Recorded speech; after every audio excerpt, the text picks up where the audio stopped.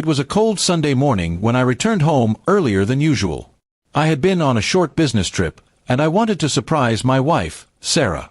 I picked up her favorite breakfast on the way and smiled the whole drive home, thinking of how happy she'd be to see me. But the moment I stepped through the door, something felt wrong. The house was too quiet, yet I could hear faint sounds coming from our bedroom upstairs, sounds that didn't belong in a home meant to be full of trust and love. My heart started to race as I walked up the stairs, each step heavier than the last. I pushed open the door, and the world around me fell apart. There she was, my wife, with my best friend, Daniel. The man who stood beside me at my wedding. The one who had been like a brother to me. Both froze when they saw me, and I stood there, numb, unable to believe what my eyes were seeing. My hands trembled, not from anger, but from heartbreak that cut deeper than I could handle. Sarah tried to speak first. "It's not what it looks like," she whispered, covering herself as if that would make it less real. But it was exactly what it looked like. Daniel avoided my gaze, mumbling something about making a mistake. I didn't shout. I didn't curse. I just stared at them, feeling the weight of betrayal pressing against my chest.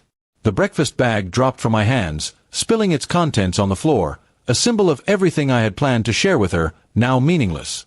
I walked out of that room silently. Sarah ran after me, begging me to listen, but I couldn't. My mind was a storm of emotions, disbelief, anger, sadness. I got in my car and drove without knowing where I was going. The road blurred before my eyes as tears streamed down my face. All the memories of our years together, the laughter, the promises, the plans, replayed like a cruel movie I couldn't turn off. That night, I sat in my friend's old cabin by the lake, staring into the water. I didn't sleep. I kept thinking about how easily both of them had thrown away everything. By morning, my pain had turned into something sharper, not hatred, but determination. I didn't want to fight, but I couldn't let them walk away without understanding what they'd done to me. Over the next week, I acted calm.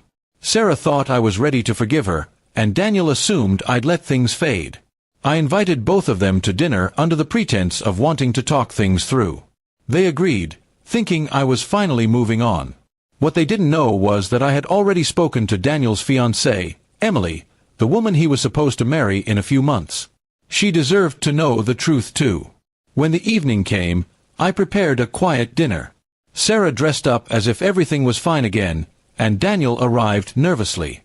A few minutes later, Emily showed up. Sarah's smile faded instantly when she saw her. I handed Emily my phone and played the short recording I had taken that morning. I caught them. Silence filled the room as the truth spilled out again, this time in front of everyone. Emily's eyes filled with tears, and Daniel sat frozen, realizing his double life was over. Sarah tried to explain, but no one wanted to listen. Emily walked out, heartbroken but thankful she knew before marriage. I told Sarah calmly that I would be filing for divorce. No shouting, no drama, just an end. I had already moved my things out of the house and transferred my share of savings to a separate account. I left her the home, not out of kindness, but because I didn't want to live in a place full of memories that hurt. Days turned into weeks. I ignored Sarah's messages and Daniel's calls. They both tried to apologize, but their words meant nothing. I focused on rebuilding my life.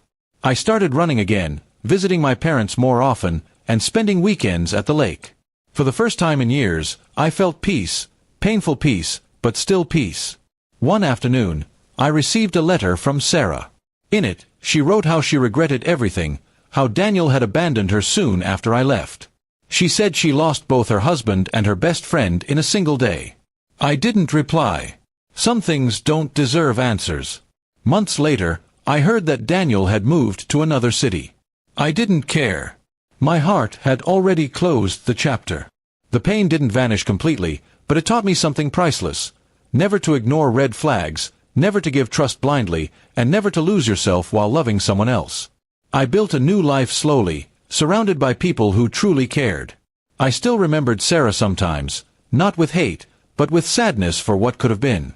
My revenge hadn't been loud or cruel. It was simple.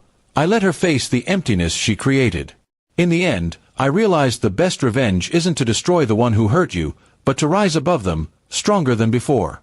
I walked away from the ashes of betrayal and found a new version of myself, one who finally understood that peace is worth more than revenge, and self-respect is the greatest victory of all.